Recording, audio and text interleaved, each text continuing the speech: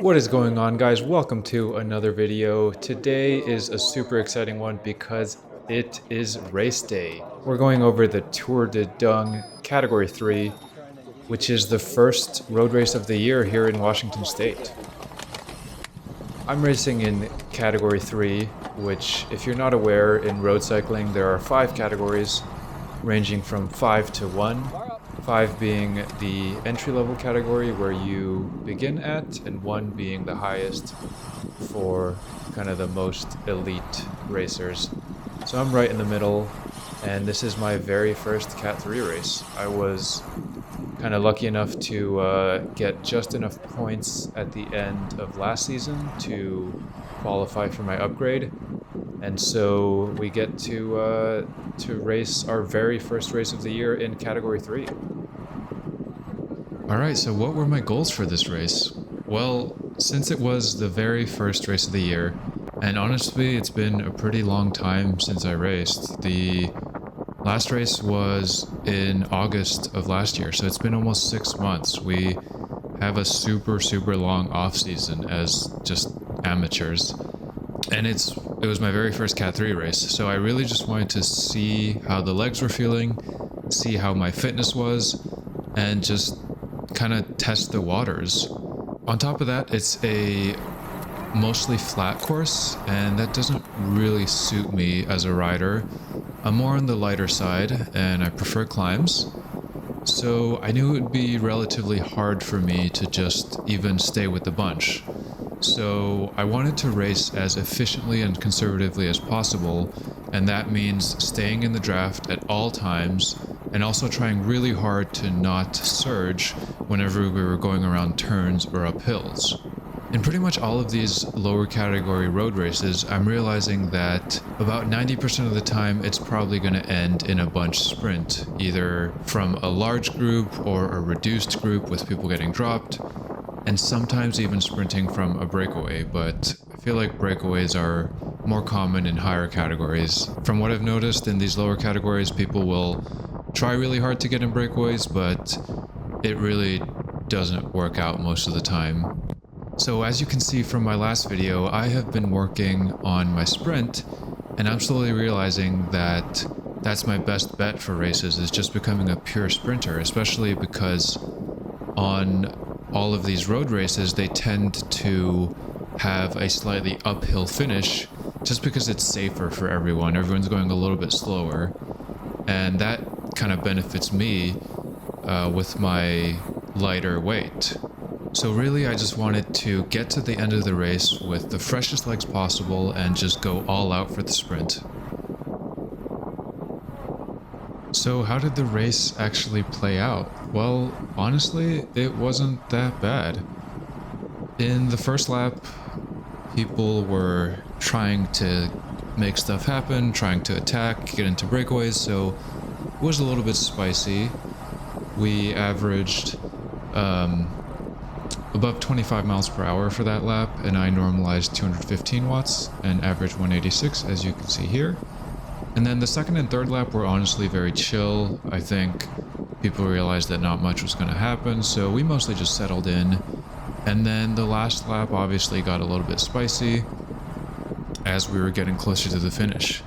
But I just want to go over the numbers here for the overall race minus the sprint. I averaged 171 watts and normalized 216. And I think I did a really good job of keeping it as steady as possible. My normalized is only about 25% higher than my average, which means that it was relatively steady, just given the course. I mean, there were obviously some surges and bumps, mostly on the hills. Here's all the intense efforts that were auto-detected by intervals. You can see that it was mostly 10 to 15 second little efforts, some kickers here and there at around 6 to 7 watts per kilo. And yeah, this was pretty much every time we went over a little bump or whenever we were going around turns and people were surging a little bit. But yeah, I think I did a really good job just staying tucked in, and staying as steady as possible and just keeping that normalized power as low as possible. So I found this example here which illustrated my point about not surging too hard in the hills. We're in our last lap, and it's the last time we're going up this little hill, and you can see people are surging so hard. I mean, this guy on the right is in the drops basically sprinting, and I'm already above almost 500 watts, and you can see that they are moving way faster than me, so they're probably doing way more power, and I'm still moving backwards. But I made sure to stay seated, stay calm, keep the cadence high, and right as we kind of crest the top, it slows down a little bit, and I'm able to just easily reconnect with the group. And I feel like those small efforts, just keeping it easy and steady, made a big difference in the final sprint when you're just going all out. In terms of what actually happened during the race, we got neutralized somewhere, I think, on the third lap, because we were catching up to a women's field who was about to sprint for their finish. So we got totally stopped at one point, and we were just kind of hanging out. I think people took a pee break, and then we just got going again. And then there was a breakaway at some point in the third lap. I think a group of 5 or 6 got away, and they were represented by ACT, which was kind of one of the larger, I think it was the team with the most racers here. So they weren't chasing, and I asked my teammate Ben, who was kind of our leader, what he wanted us to do, if he wanted me to go to the front and chase. And he actually had the same thought as me, which was that it just didn't seem that threatening, honestly. I don't know how exactly we could tell, but it was still pretty far from the finish, and they didn't seem too strong, to be honest. I don't know, it's hard to tell, but we kept them in our sight the whole time. They weren't really gaining or losing much. So my teammate Trip, he took some turns at the front, did a little bit of pulling, and honestly I think they just kind of faded and they were just kind of brought back almost naturally. Oh, and of course some drama as always. There was a little crash. It was honestly pretty weird. I don't know what happened, and unfortunately I didn't get any footage of it because the race was over 2 hours long and I knew I couldn't record the whole thing, so I had to kind of pick and choose when to turn the camera on. So I didn't catch it, unfortunately, but it was on the finishing straight, not on the last lap, but around 200 to go on one of the previous laps. And so it was a pretty steep hill, maybe 5 or 6%. And one guy just starts swerving uncontrollably, and he's right in front of me. And he probably touched wheels or something, got chopped. But yeah, he goes down, and I think he takes only 1 or 2 riders down with him. It was honestly very contained, despite the fact that he was literally in the middle of the entire bunch. But I was actually right behind him, and I wish I'd caught the footage because I was just like inches away from rolling right over him. I think I literally passed in between him and his bike, and somehow I kept it upright, which I'm so thankful for. But yeah, pretty sketchy. He went down. I think maybe 1 or 2 other guys went down as well, but yeah, luckily I was able to just roll on through and stay with the group. So a couple of interesting things happened on the last lap. Here we are at 50 miles in. We got about 6 miles left until the finish, and this ACT rider just comes flying past me on the left all of a sudden, and I sort of latch onto his wheel. I surge a little bit, and I get right to the front here, and all of a sudden my teammate Ben and a couple other guys are just yelling at me to close it down and chase it. And it was honestly a really tough decision. I hesitated, but in the end I just shook my head and I said, no, I'm not going to do that. Honestly, that was the right decision. I would have completely blown up and just ruined my race doing such a hard effort close to the end. So a couple of other guys pull through, including this coalition rider who kind of gives the pat on his back. He goes up to the front and he pretty much brings the guy back alone with the help of this Mercedes rider.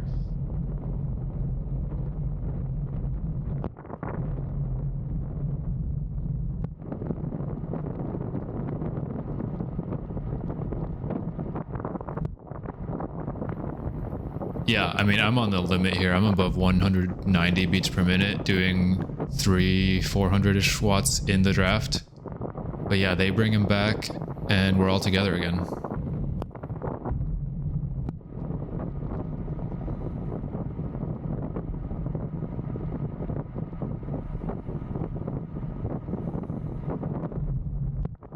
So here we're only a mile and a half out from the finish line, and we're coming up on this final right-hander.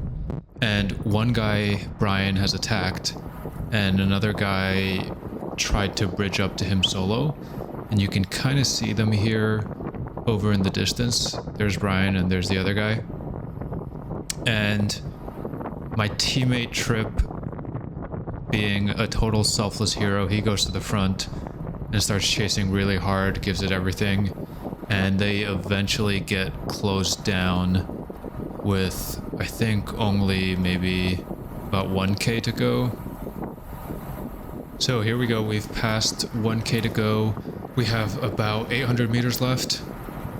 Things are starting to really pick up. We're on a slight incline here, but just steadily holding above 300 watts. Watching this back, I'm realizing I should have tried to move up. Oh, and it gets a little sketchy here. There's Brian, who got brought back, and he's just being swallowed up. And there's my teammate Trip in the Apex kit, who was the one responsible for bringing him back. But yeah, we're heading into the final stretch here. There's one more uphill kicker. My position is honestly not that great. I was kind of far back, kind of crowded and swarmed. But honestly, it was really hard to move up. But I was feeling pretty good. I had stuck with my goal of just keeping it super steady, and my legs were feeling pretty fresh.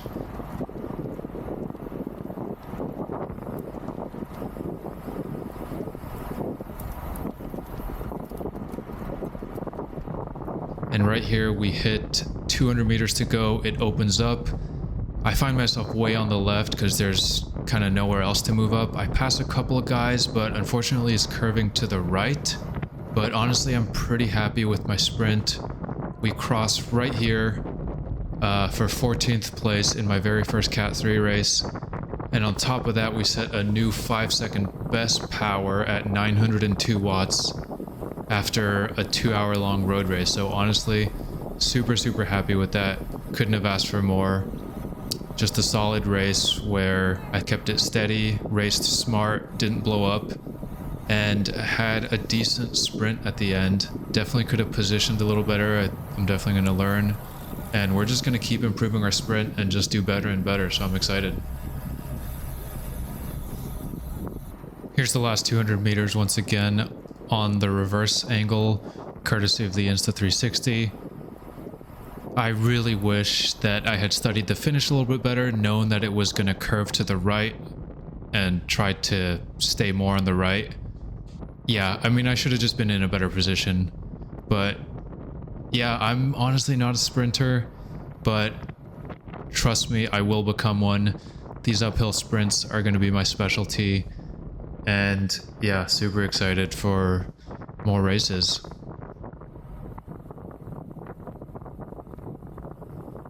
Overall, it was really an amazing day. Our teammate Ben did end up getting the dub, mostly thanks to my other teammate Trip. I honestly did not do much at all to help him out, but he raced super smart, got it done, and had some pretty insane sprint numbers as well. Here's a quick clip of the finish. If you look closely, you can see me way to the right, unfortunately.